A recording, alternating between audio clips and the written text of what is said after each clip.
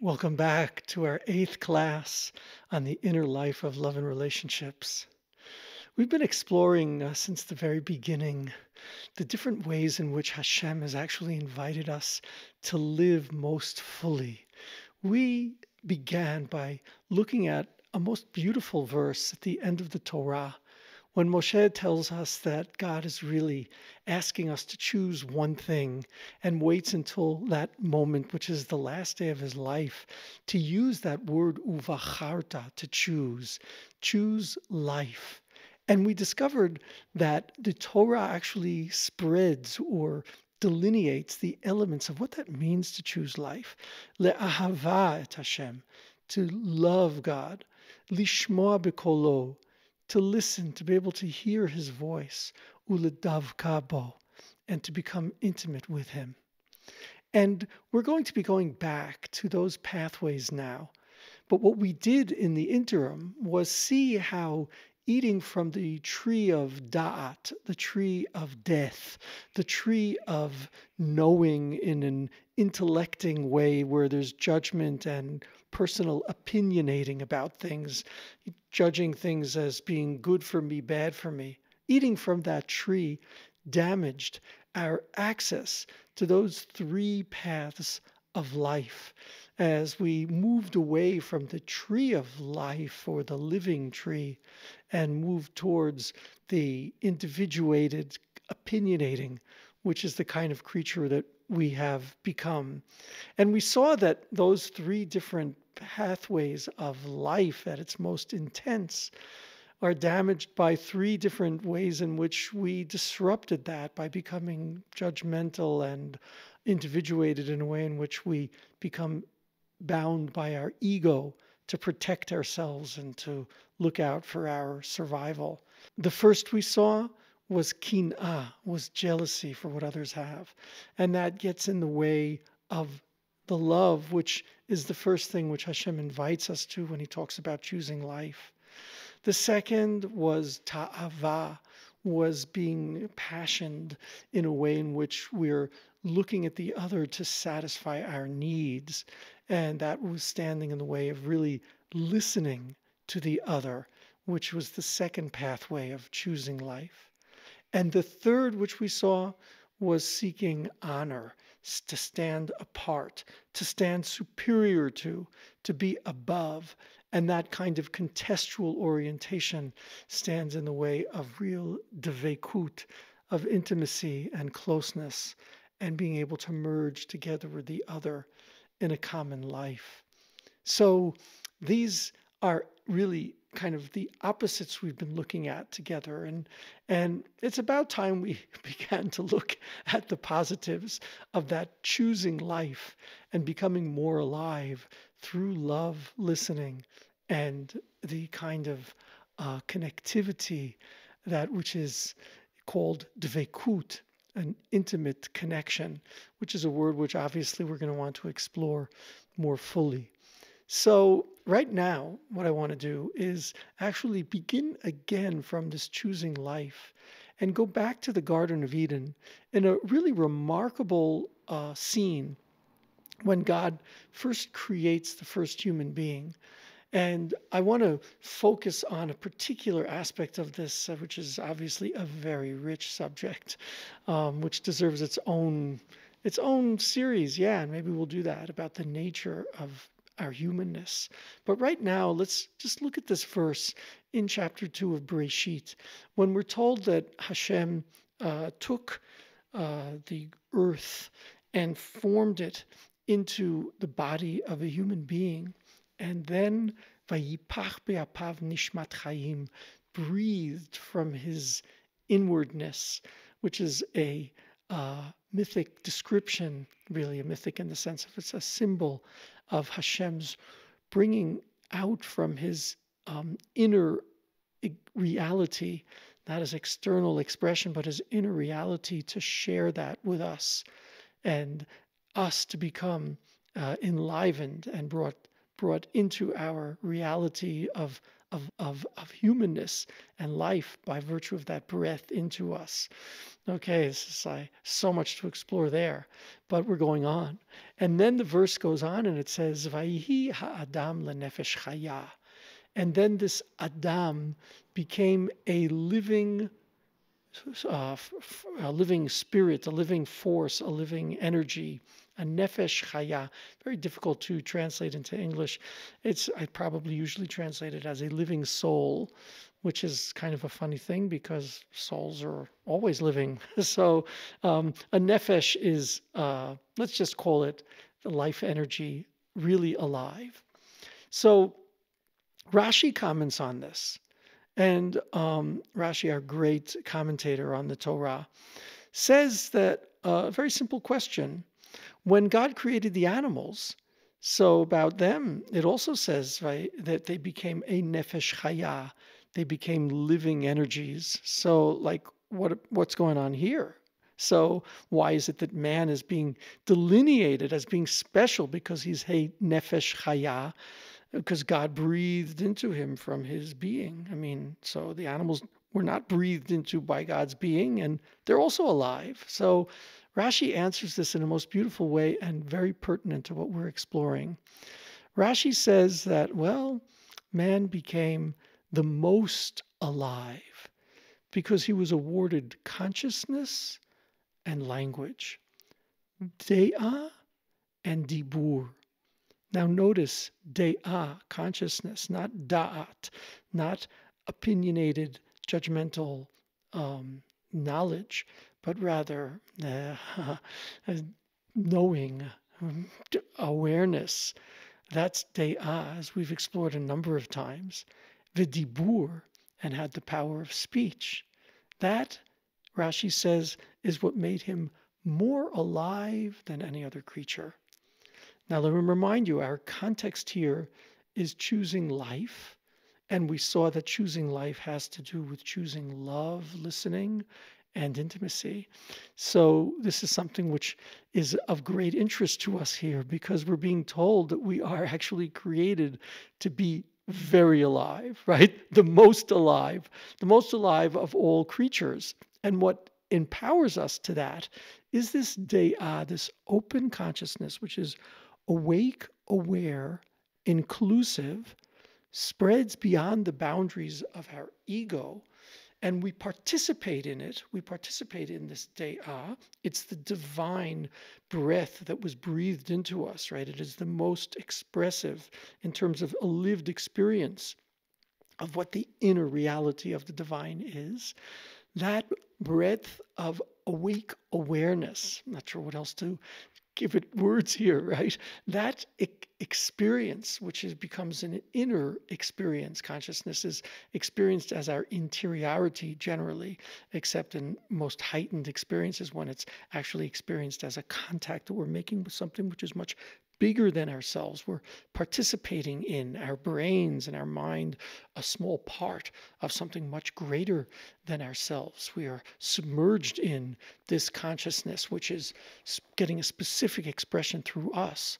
So it's human beings who have the most direct contact with that de'ah, right? And therefore they are the most alive.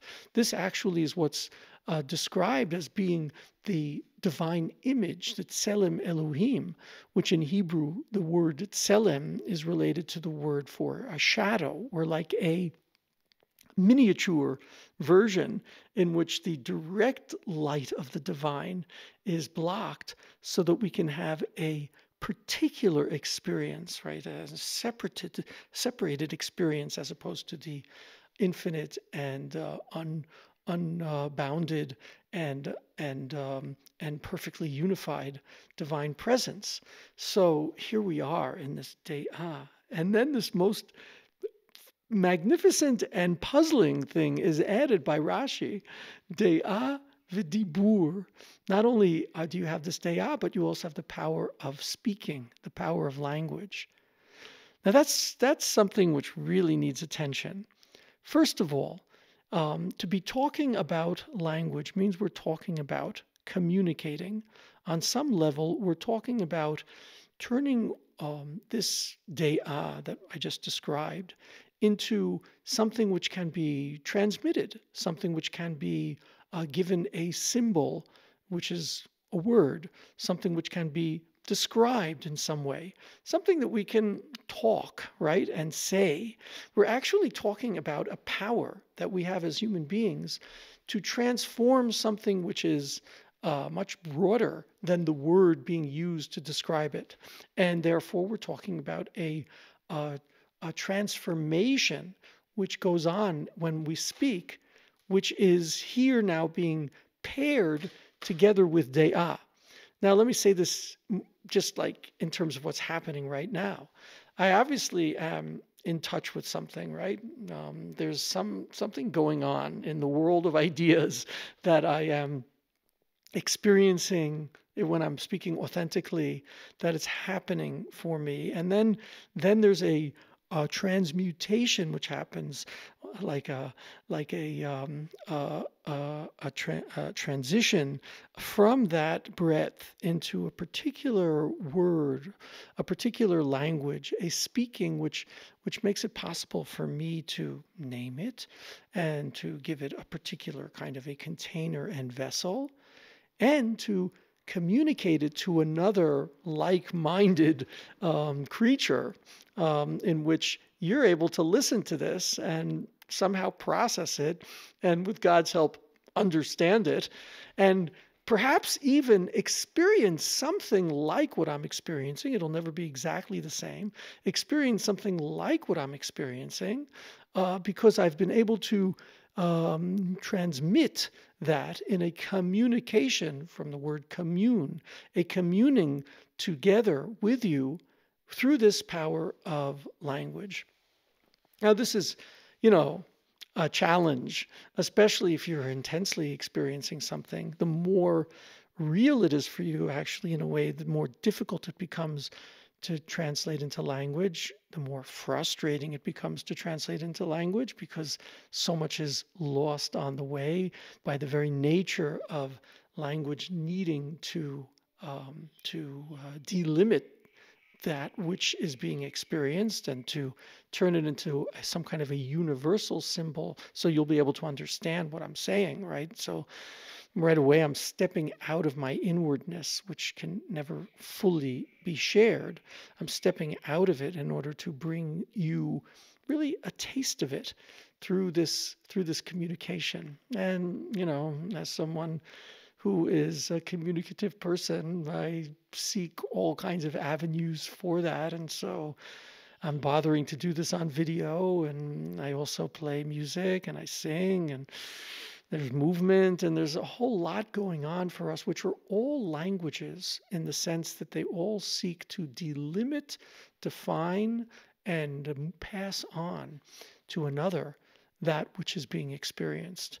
And by the way, that other may be you, because language is not only that which is being communicated to a different and separate consciousness, but within ourselves, of course, we use language. I mean, we actually are experiencing something and then we define it for ourselves. So in a sense, there are aspects of it, parts of us that are speaking to each other. So I may be experiencing this in a very heightened way, and then, oh, that was beautiful, or pleasurable, or not even use a word, but nevertheless, there's a language in the sense that the experience itself is something of a language, translating and transmuting something which is higher than body into the embodied experience. And it may be a hormonal release. It may be excited synapses going on in my brain. There are all kinds of ways in which the language is formulated and formed. Wow.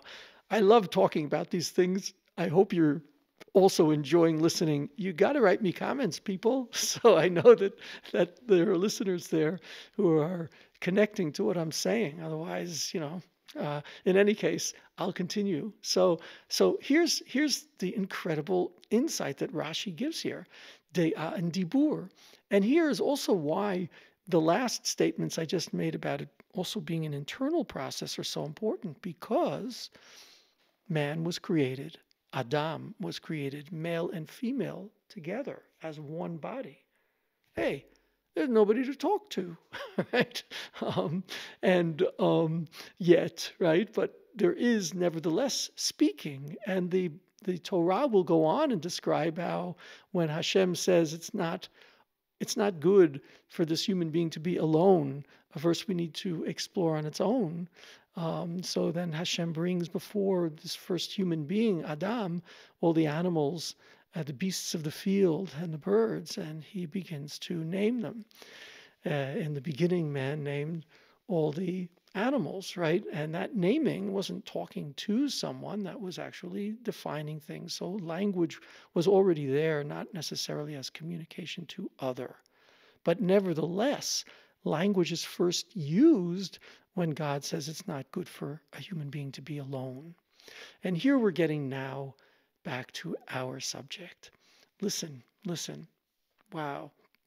There seems to be nothing more elemental to us than this desire to commune with another, whether it's within ourselves or with another outside ourselves. And God defines it, and he says, it's another outside yourself. It's not good for you to be alone, for any of us to be alone. And this is just a built-in fact of our humanity, that we are integrators. Just like I just described, integrating the vast experience of something much larger than myself, integrating it, turning it information into information and to some kind of a language within myself, and then seek to communicate it to another, because we are unifiers. And this actually, the Rabbeinu Bechaye, the student of the Ramban, says so beautifully, this is our essence. We are unifiers. We're seeking others to share this with, to bind creation into one. And this is this power of de'ah and dibur functioning within us as this replication, or replication is the wrong word, really, this expression of the divine and his reality. We'll leave it at that, for not going beyond that in using too many words around that. But here's what I want to now bring to us. That is what makes us most alive, right? And you can hear how, and I want to get really practical with you people, right? You can hear how learning how to do this, learning how to speak, learning how to translate an experience into language, learning how to speak with a heartfelt transmission, learning how to speak to another person's inwardness, learning how to awaken another person's inwardness so that you can share that which you're experiencing. These are elemental to our ability to come to experience and to manifest and to realize this choose life. Uvacharta b'chaim. This is when you're most alive. And think about that, about how much de'ah and dibur are about your being most alive. Think about how you become alive as an embodied creature, as a separate entity, by virtue of the fact that these experiences can be made, well, personal, individuated, and then I become most alive as myself. And now think about how your relationship with another can become most alive by sharing, by virtue of this shared de'ah and dibur as a route, as a channel for that kind of connection, which makes the two of you alive together. So here's my calling to you. Seeing now how elemental this is to being a human being, de'ah v'dibur, how crucial it was to God that man begin to speak and call the animals names as part of the process of reaching out beyond him, herself, right? Beyond the separateness that was the given of that first human experience, and to become more awake to that which is beyond him, herself, in a way in which now there's a modality for connecting, which is called language and naming. And then the next step is, the human beings seeking a partner that he'll be able, she will be able to have a conversation with, and being split now so that they be able to have that dibur that is energized by and fed by the Dea. Wow. So this all now teaches us a few things that are practical. One is you really need to know how to go inside when you're going to be talking to someone as a lover, enhancing and increasing life. I just had a conversation with someone who, like, I meet a lot of people who are struggling in their marriage relationships, and work with them, which I call educating more than therapy. Although someone looking from the outside would say it's therapy, but I know that I'm just educating them to be more who they are, and it was really clear to me that these two people don't take time to just connect inwardly to this da'ah. They're always in da'at. They're always in judgments. They're always in evaluating. They're always in intellecting. They're always in, good things, creative, whatever. But they're rarely just take a moment and connect inside. No, we don't do that. Like, nah, like that. Okay, well, here's the thing. You need to be able to connect to that da'ah, to that inner quietness, that presence, that makom that we've been talking about, which is so connected to the da'ah, to a quiet presence too, which is prior to da'at, and and then from there speak. You know how different that is. You know how much more alive that is. You're much more connecting to the other, especially if they're also in a space that they're sharing with you that's like that. So that's first of all. Second of all, you need to be able to speak words that don't push the other person back into dot if you want your words to be truly communing in the communication. And I'll put that very, very simply. I mean, when you use judgmental words and say, you are the most sloppy housekeeper, or you don't know how to keep the cash flow going, or you never take the garbage out in the morning, or whatever it is. Right? I really want to be practical about this. Like, it's that second person judgment, right, that moves Dea into Da'at and pushes people back into their separateness. Because anyone hearing that is going to go smack back into ego and prevent any kind of penetration of this attacker into their space, and become completely defensive or derisive or cold or whatever it's going to be. It's really hard to be on the receiving end of that kind of da'at tov vara. There's a very different way of speaking. And here's not something which is my own creation, although I'm contextualizing it in a very biblical way, right? Where I actually describe my experience, right? It may be that I describe my experience as, it's hard for me when I come home and the garbage is still in the house. It's like, it's hard for me when there's this smell, right? Whatever it'll be. I don't want to get too practical on this right now after these high places we visited, but I think we must, like, to talk about what it is to come home and they're being disordered. It's just like disordered. That kind of throws me off and makes me feel uncomfortable. Okay, and to learn how to enter into a kind of a language which doesn't create da'at, but actually describes de'ah. You understand what I'm saying? It's like, so my language then is an expression of my de'ah rather than of my da'at. And then that makes possible a expanded, broadened, and deepened life experience as two together, which is the intention that Hashem has in having given us these powers, that we choose life through them. So let's connect to that and turn that into practical applications in your life.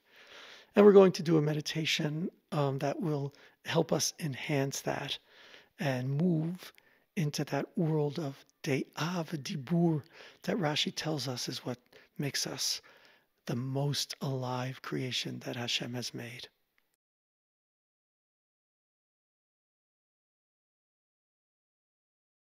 In this meditation, we're going to open our hearts to receive and give to someone who we love. We'll first go into a deep relaxation and get in touch with our heart. Then imagine ourselves speaking something we care about to someone with whom we seek to commune. So let's take a few moments first to enjoy being in Makom, in this place.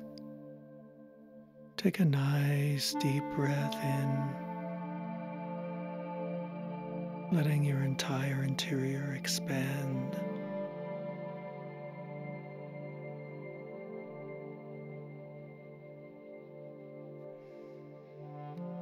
And now release.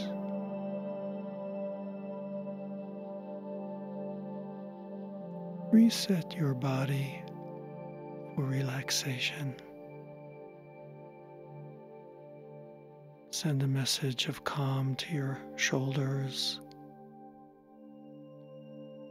to your back. Position your feet comfortably, feet flat on the ground. A message of relaxation through your legs down to your toes.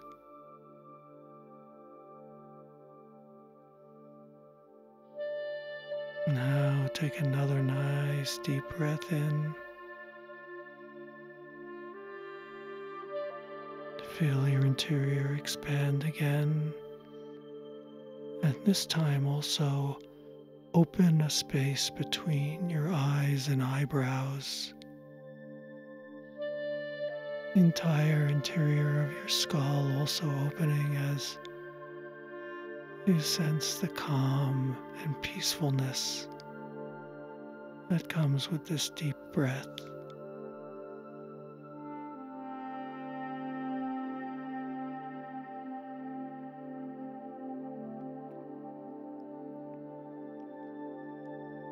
And releasing any tension together with the air as you expel it.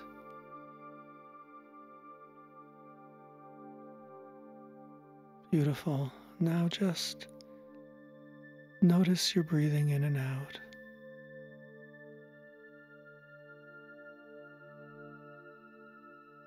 Hold your attention on the air coming in and out of your nose.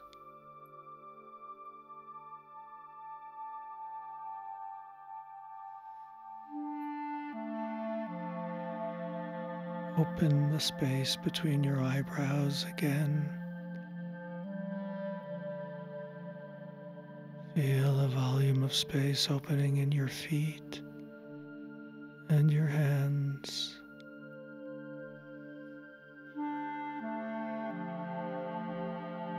And move back to simply noticing the air coming in and out of your nostrils.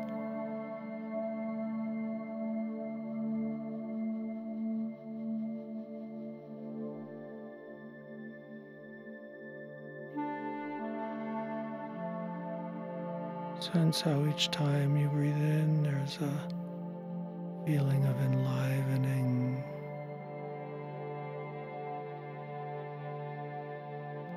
And each time you release, of relaxation.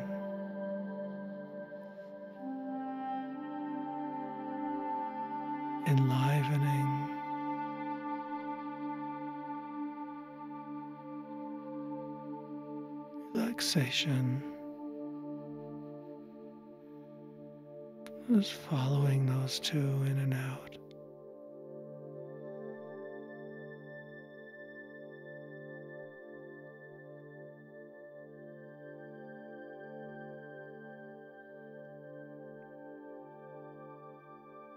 And then as you take your next breath, sense how Hashem is sharing a life force with you.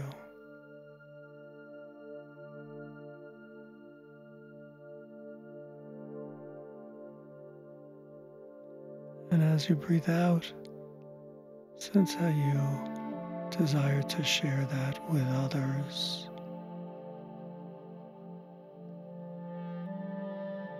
Breathing in like light sent from above to your nostrils,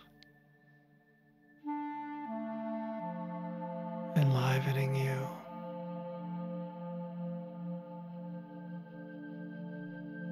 Breathing out, desire to commune with others, sharing it,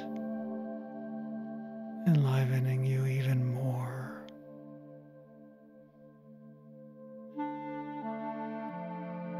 Breathing in, enlivening you.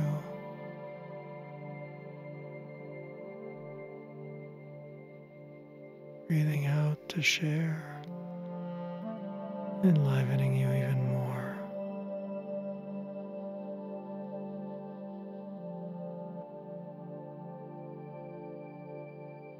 Keep doing this another 3 or 4 times.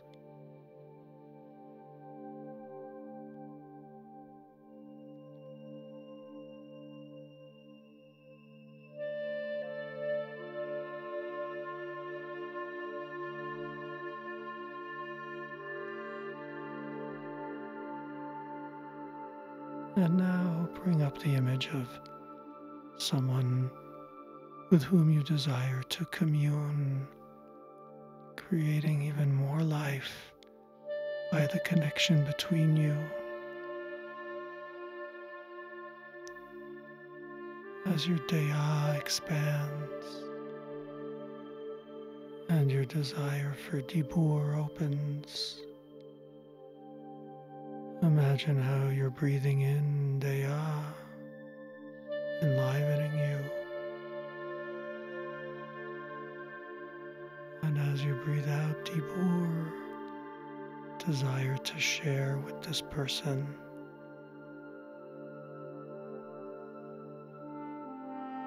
Intensify your image of their presence. Breathing in Daya. Breathing out towards them, Dibur. Sense they're receiving it. Breathe in Daya towards your heart.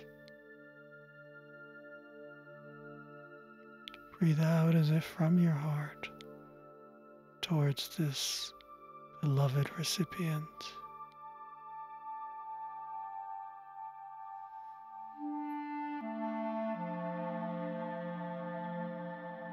Awaken the aliveness of the connection between you.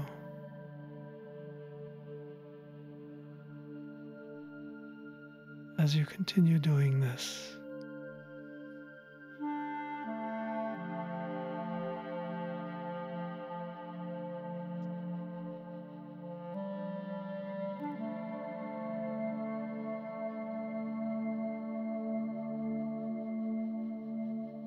feel the love growing,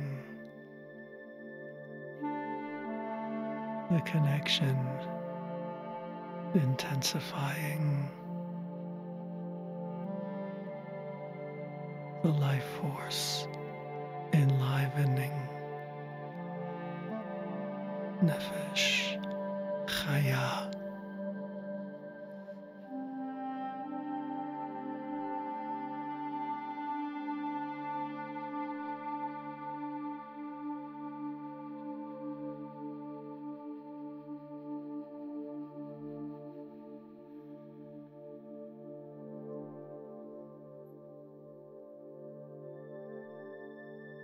Perhaps there is a word or sentence which comes up, which you desire to communicate now towards your beloved.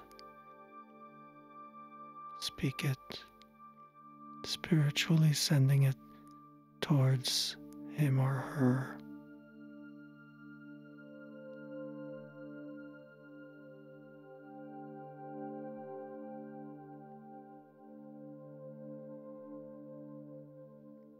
Speak your desire. Speak your love. Speak your pain. Speak your healing.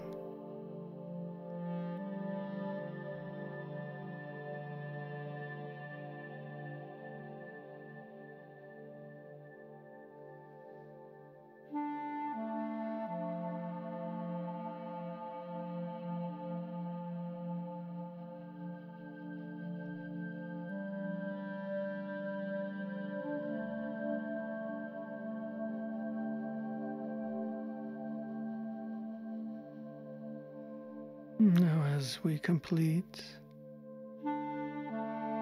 speak your salutation of parting and return to the breath as it enters and leaves your nostrils.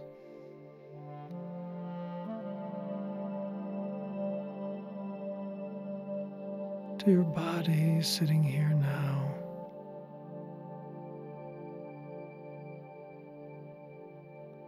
To the gratitude for this moment. And when you're ready, open your eyes and return to the normative consciousness, enriched by what you've just experienced. Bring it to your relationship.